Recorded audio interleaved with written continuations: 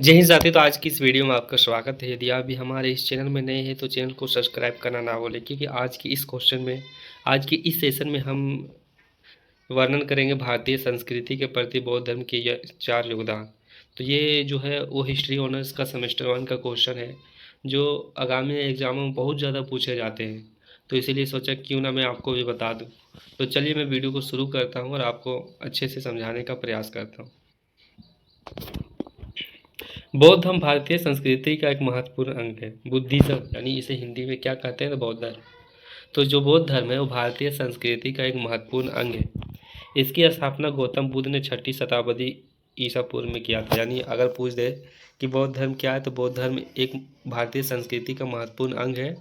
और इसकी स्थापना जो है उस किसने किया था, तो गौतम बुद्ध ने 6ठी शताब्दी ईसा पूर्व में किया था। बौद्ध धर्म ने केवल धार्मिक क्षेत्र में ही नहीं बल्कि सामाजिक, सांस्कृतिक, राजनीतिक, शैक्षिक और कलात्मक क्षेत्रों में भी गहरा प्रभाव डाला। यह धर्म शांति, अहिंसा, करुणा और समानता का संदेश देता है। यानी जो बोल रहा है कि बौद्ध धर्म है वह सिर्फ केवल धार्मिक क्षेत्र में ही नहीं काम किया, बल्कि ये सामाजिक क्षेत्र में, सांस्कृतिक में, राजनीतिक, शैक्षिक और कलात्मक क्षेत्रों में भी यह काम किया, इसका गहरा प्रभाव देखने को मिलता है।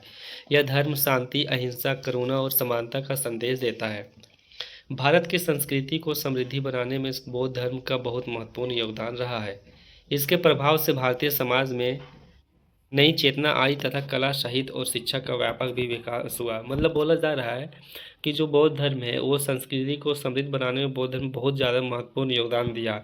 इसका जो प्रभाव सिर्फ भारतीय समाज में कई चेतना आई है तथा कला, साहित्य और शिक्षा का बहुत ज़्यादा विकास भी हुआ, किसमें, बौद्ध धर्म के द्वारा। अब हम प्रस्तावना जानने का प्रयास करते हैं। 6ठी शताब्दी ईसा पूर्व में भारतीय समाज अनेक सामाजिक बुराइयों और धार्मिक कर्मकांडों से घिरा हुआ था। यानी 6ठी शताब्दी में क्या हो रहा था कि भारतीय समाज जो था, भारत के जो लोग थे, वो बहुत सारे सामाजिक बुराइयों के, कि उस समय अंधविश्वासों पे ज़्यादा चलता था, इसलिए बुराइयों और धार्मिक कर्मकांडों से घिरा हुआ था। जाति व्यवस्था कठोर हो चुकी थी और आम जनता को धार्मिक अधिकारों से वंचित रखा जाता था। यानी क्या होता था कि उस समय अंधविश्वास था। अंधविश्वास के क्या कारण, क्या कि जाति व्यवस्था बहुत ज़्यादा कठोर हो चुकी थी। अगर कोई कोई चीज़ गलती करता है तो उसे सज़ा मिल जाता था और उसे प्राण भी गंवाने का भी मतलब कठोर सज़ा दिया जाता था। आम जनता को धार्मिक अधिकारों से भी वंचित रखा जाता था। ऐसे समय में महात्मा बुद्ध ने सरल और व्यवहारिक और मानवतावादी धर्म का प्रचार किया। उसी समय को देखते हुए महात्मा बुद्ध ने क्या किया कि एक सरल, व्यवहारिक और मानवतावादी धर्म का प्रचार करना शुरू किया। बौद्ध धर्म ने भारतीय संस्कृति को नई दिशा प्रदान की। इसके कारण समाज में समानता, नैतिकता और मानवता की भावना मजबूत हो गई। भारतीय संस्कृति के प्रति बौद्ध धर्म के अनेक योगदान हैं, लेकिन उनमें से 4 प्रमुख योगदान का विशेष रूप से महत्वपूर्ण देखा जाता है। उनमें से कौन कौन से 4 योगदान हैं, तो सामाजिक योगदान, धार्मिक योगदान, कला एवं वास्तुकला में योगदान और शिक्षा एवं साहित्य में योगदान। तो हम इन चारों को एक एक करके हम अच्छे से पढ़ने का प्रयास करेंगे, ताकि आप अपने एग्जामों में अच्छी तरह लिख सको। सामाजिक योगदान में क्या क्या आता है, सबसे पहले उसने समानता की भावना को देखा। यानी बौद्ध धर्म का सबसे बड़ा योगदान समाज में समानता की भावना का विकास करना था। उस समय भारतीय समाज जाति व्यवस्था में बटा हुआ था। यानी भारतीय समाज किसमें बटा हुआ था, तो जाति व्यवस्था में बटा हुआ था। ऊंच नीच का भेदभाव बहुत अधिक था। बुद्ध ने सभी मनुष्यों को समान माना। यानी क्या था कि उस समय जो पूरे भारतीय समाज जो जाति था, वो जाति व्यवस्था में बटा हुआ था। सब ऊंच नीच में भेदभाव बहुत ज़्यादा रखता था। इसीलिए बुद्ध ने सभी मनुष्यों को समान माना। उन्होंने कहा कि मनुष्य की महानता उसके कर्मों से होती है, जन्म से नहीं। उसने समझाया कि मनुष्य की महानता जो है उसके कर्मों से होती है, जन्मों से नहीं। क्योंकि जन्म को कहीं भी हो सकता है, किसी के भाई घर में भी हो सकता है, लेकिन तुम अगर जैसा कर्म करेगा वैसा तुमको फल मिलेगा। तो इसी तरह उसने समझाया। इस विचार से समाज में कोई नई चेतना पैदा की। और यह इसी तरह जब लोगों को समझाने लगा तो क्या हुआ कि समाज में एक नई चेतना पैदा हो गई और धीरे धीरे क्या हुआ कि लोग समझने लगा। दूसरा है अहिंसा और करुणा का संदेश। यानी बुद्ध ने अहिंसा को जीवन का महत्वपूर्ण सिद्धांत बताया। उन्होंने पशु बलि और हिंसा का विरोध किया। उन्होंने समझाया कि पशु बलि एक गलत कारण है उन्हें विरोध करना और हिंसा का विरोध भी करना सिखाया। उन्होंने सभी जीवों के प्रति दया और करुणा रखने का संदेश दिया। भारतीय समाज में मानवता और प्रेम की भावनाओं की बढ़ा दिया। अब तीसरा जो है वो महिलाओं की स्थिति में सुधार, यानी बौद्ध धर्म ने महिलाओं को भी धार्मिक और सामाजिक अधिकार दिए। महिलाओं को संघ में प्रवेश की अनुमति दी गई। इससे महिला की स्थिति में सुधार हुआ और उन्हें सम्मान मिलने लगा। और चौथा पॉइंट है कि सामाजिक कुरीतियों का विरोध, यानी बुद्ध ने अंधविश्वास, कर्मकांड और बाहरी अंडबरों का विरोध किया। उन्होंने सरल जीवन, सत्य और नैतिकता पर जोर दिया। इससे समाज सुधार आया। पांचवा है विश्व बंधुत्व की भावना, यानी बौद्ध धर्म ने सभी मनुष्य को एक है का संदेश दिया। इससे विश्व बंधुत्व और मानवता की भावना मजबूत हुई। यही कारण ये बौद्ध धर्म केवल भारत तक सीमित नहीं रहा, बल्कि चीन, जापान, श्रीलंका, तिब्बत जैसे देशों में फैल गया। यानी हम कुल मिला के देखा जाए तो वो सामाजिक कार्यों में ये काम किया कि जब वो देखा कि यहाँ के लोग अंधविश्वासों में जुड़ा हुआ है और यहाँ के लोग क्या कर रहा है कि जाति व्यवस्था में बिजी है, छुआछूत देख रहा है, ऊंच नीच देख रहा है, तो उस सब में काम करने का प्रयास किया। प्लस पशु को बलि जो दे रहा उनको को विरोध करना और उनको पशु के प्रति प्रेम करने को दिशा को दिखाया। तब जाके उसका धीरे धीरे महत्व बढ़ने लगा। ठीक है। उसके बाद दूसरा जो योगदान है वो धार्मिक क्षेत्र में दिया। ठीक है। धार्मिक क्षेत्र में क्या गिर दिया कि वो सरल धर्म का प्रचार किया, मतलब बहुत आसान धर्म का प्रचार किया। उस समय वैदिक धर्म में कठिन यज्ञ और कर्मकांड प्रचलित थे। बुद्ध ने आसान धर्म का प्रचार किया। उन्होंने कहा कि मोक्ष प्राप्त करने के लिए अच्छे कर्म और नैतिक जीवन आवश्यक है। उसने बोला कि अगर तुम्हें यदि मोक्ष प्राप्त करना है तो तुम्हें अच्छे कर्म करना होगा, तब तुम्हें मोक्ष मिल सकता है। इससे सामान्य जनता बौद्ध धर्म की ओर आकर्षित होने लगा। उसके बाद नैतिक जीवन पर बल दिया, यानी बौद्ध धर्म ने नैतिक जीवन को सबसे अधिक महत्व दिया। बुद्ध ने पंचशील और अष्टांगिक मार्ग का उपदेश दिया। इनमें से सत्य बोलना, चोरी न करना, हिंसा न करना, बुरे कामों से दूर रहना जैसी शिक्षाएं भी दिया। यानी कौन कौन सा शिक्षा दिया बुद्ध ने? तो सच बोलना, चोरी न करना, हिंसा न करना, बुरे कार्यों से दूर रहना जैसी शिक्षाएं दिया।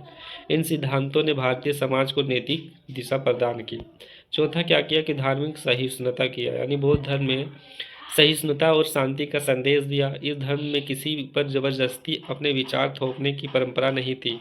इससे भारतीय संस्कृति में सहिष्णुता की भावना मजबूत हुई। धर्म का अंतर्राष्ट्रीय प्रचार, यानी सम्राट अशोक ने बौद्ध धर्म के प्रचार में महत्वपूर्ण भूमिका निभाई। उन्होंने अपने पुत्र महेंद्र और पुत्री संघमित्रा को श्रीलंका भेजा, किस लिए? धर्म के बारे में बताने के लिए, ताकि वहाँ के लोग भी हमारे इस आसान धर्म और सरल धर्म को अपनाएं और ये जातिवाद व्यवस्था से दूर हो जाए। इसके बाद बौद्ध धर्म एशिया के अनेक देशों में फैला गया। इससे भारतीय संस्कृति का भी विदेशों में प्रचार हुआ। शांति का संदेश, बौद्ध धर्म में युद्ध और हिंसा की जगह शांति और प्रेम का संदेश दिया।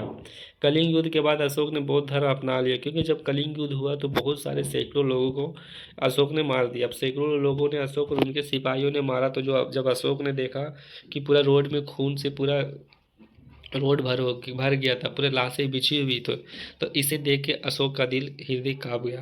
और जब हृदय इतना हैवी कांपा कि उसने क्या किया कि युद्ध को त्याग दिया और वो बौद्ध धर्म अपना लिया।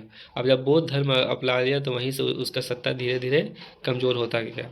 तो ये भी कह सकते हैं कि एक महान शासक जिससे पूरे भारत के शासक या पूरे भारत के लोग डरते थे, उसने भी बौद्ध धर्म अपना लिया। उसने अपना जीवन का सबसे जो जरूरी चीज़ है यानी युद्ध को त्याग दिया और क्या किया? बौद्ध धर्म अपना लिया। ठीक है। भारतीय इतिहास में शांति और मानवता की महत्व मिला। तीसरा पॉइंट है दोस्तों, तीसरा योगदान है कला एवं वास्तुकला में बौद्ध धर्म का योगदान, यानी कला में भी इसने योगदान दिया था। कौन? बौद्ध धर्म में। अब क्या योगदान है सो देखते हैं। स्तूपों का निर्माण करवाया, यानी बौद्ध धर्म के कारण भारत में स्तूप निर्माण कला का विकास हुआ। स्तूप बौद्ध के अवशेषों को सुरक्षित रखने के लिए बनाए जाते थे। जैसे सांची स्तूप सबसे प्रसिद्ध स्तूपों में से एक है।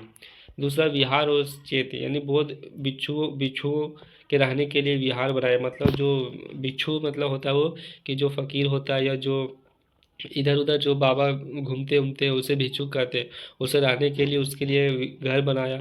पूजा स्थलों को चैत्य कहा जाता था। ये भारतीय वास्तुकला के सुंदर उदाहरण है। अजंता और एलोरा की गुफाएं बौद्ध कला का उत्कृष्ट नमूना है। मूर्ति कला का विकास हुआ इसके शासनकाल में नहीं, इसके काल के दौरान, यानी बौद्ध धर्म के कारण मूर्ति कला का अत्यधिक विकास हुआ। गंधार और मद्रास शैली की बुद्ध मूर्तियाँ विश्व प्रसिद्ध है।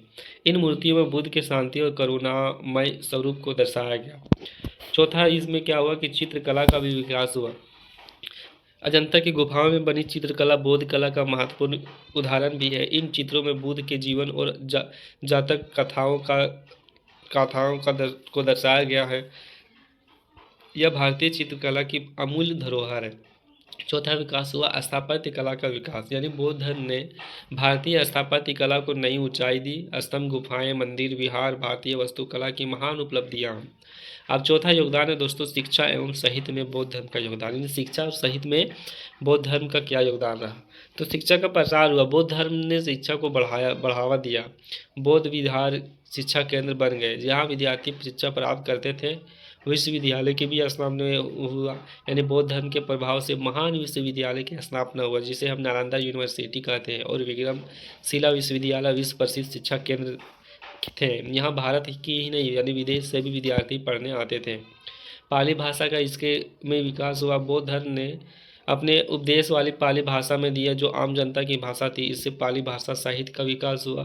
त्रिपिटक ग्रंथ, यानी बौद्ध धर्म के प्रमुख ग्रंथ जो था वो त्रिपिटक है। इनमें बुद्ध के उपदेश और बौद्ध धर्म के सिद्धांत संकलित है। ये भारतीय साहित्य की महत्वपूर्ण धरोहर है। पांचवा पॉइंट है जातक कथा, यानी जातक कथाओं में बुद्ध ने के पूर्व जन्मों की कहानियां वर्णित है। इन कहानियों में नैतिक शिक्षा और मानवता का संदेश मिलता है। आज भी ये कथाएं बच्चों और बड़ों के लिए प्रेरणादायक है। बौद्ध धर्म का भारतीय संस्कृति पर प्रभाव, यानी इनका प्रभाव क्या रहा भारतीय संस्कृति पर। तो भारतीय समाज में समानता और मानवता की भावना बढ़ी। अहिंसा और शांति को महत्व मिला। कला, स्थापत्य और चित्रकला का विकास हुआ। शिक्षा और साहित्य को नई दिशा मिली। भारतीय संस्कृति का विदेशों में प्रचार हुआ। बौद्ध धर्म की विशेषताएं, यानी आसान और व्यवहारिक धर्म, अहिंसा और करुणा का संदेश, जाति व्यवस्था का विरोध, नैतिक जीवन पर बल, विश्व बंधुत्व की भावना, इन सभी कारण है बौद्ध धर्म की विशेषता। अब ये उपसंहार क्या होता है सो हम देखने का प्रयास करते हैं। बौद्ध धर्म ने भारतीय संस्कृति को गहराई से प्रभावित किया। इसने समाज को समानता, शांति और नैतिकता का संदेश दिया। कला, साहित्य, शिक्षा और धर्म के क्षेत्र में इसका योगदान बहुत महत्वपूर्ण है। बौद्ध धर्म ने भारतीय संस्कृति को विश्व स्तर पर पहचान दिलाई। आज भी बुद्ध के चार मानवता के लिए प्रेरणा स्रोत है। उनका संदेश हमें प्रेम, शांति और सद्भाव के मार्ग पर चलने के लिए प्रेरणा देता है।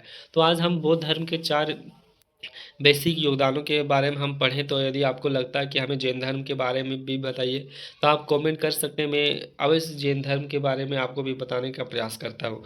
तो चलिए आज का वीडियो बस इतना ही। यदि वीडियो पसंद आए तो वीडियो को लाइक और चैनल को सब्सक्राइब करना ना भूलें। तब तक के लिए थैंक यू। जय हिंद, जय भारत।